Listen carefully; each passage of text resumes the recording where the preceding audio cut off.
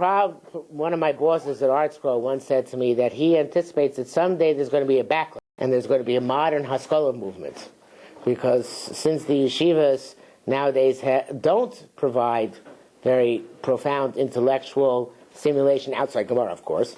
So then someday people are going to rediscover it and are going to be enticed by that intellectual knowledge and those intellectual pursuits which exist out there. I don't think he's right.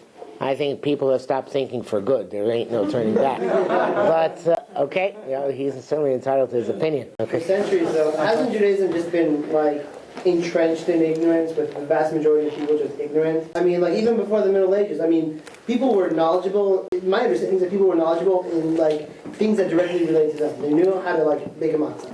They personally how to make a matzah. They understood what they had to do once the shofet came to their farm, shepherded the animals, and left. But in terms of other things, they just didn't have, right? Right. You never had a generation of Jews which were so knowledgeable, at least Orthodox Jews, as today. There's the most knowledgeable generation in Jewish history.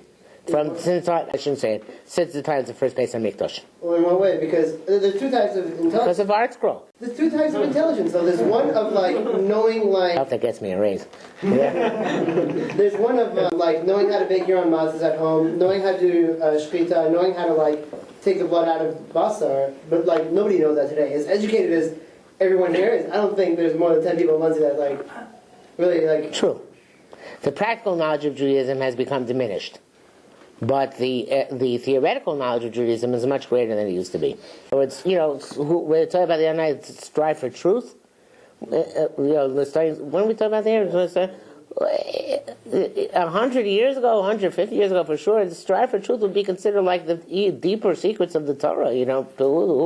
Who had access to that kind of stuff? And today, that's ABC.